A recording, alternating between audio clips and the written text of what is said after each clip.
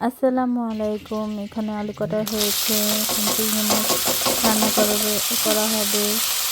আলুর সাথে পেঁয়াজ একসাথে ভেজে নেব। হালকা একটু ভেজে নেব। এখন সাথে দিয়ে দেব একটুখানি রসুন বাটা। একটু ভালো করে ভাজা ভাজা করে নেব। এ পর্যায়ে দিয়ে দিব চিংড়ি মাছ।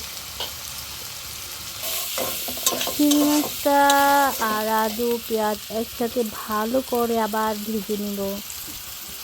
ভাজা শেষ হয়ে গেলে হালকা একটু পানি দিয়ে দিব। কথা বলো না। এখন দেওয়া হবে মরিচের গুঁড়ো, হলুদ গুঁড়ো, ধনিয়া গুঁড়ো, সব কিছু একসাথে দেওয়ার পর ভালো করে নাড়াচাড়া দিয়ে কষিয়ে নেব এটাকে।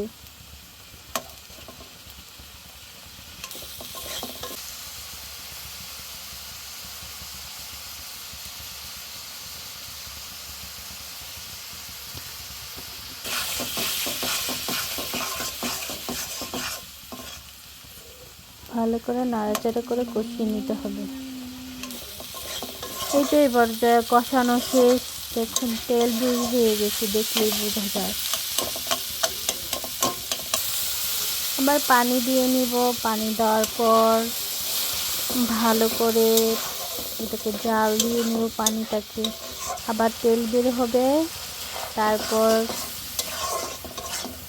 দিয়ে দিব মরিচ, কাঁচা মরিচ, ধনিয়া পাতা।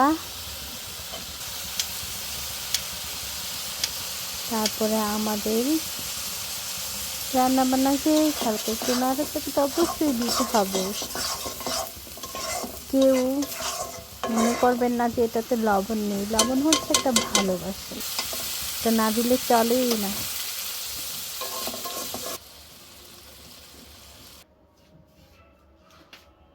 এখন আমাদের রান্না শেষ। দেখুন তো কেমন হয়েছে, অবশ্যই জানাবেন।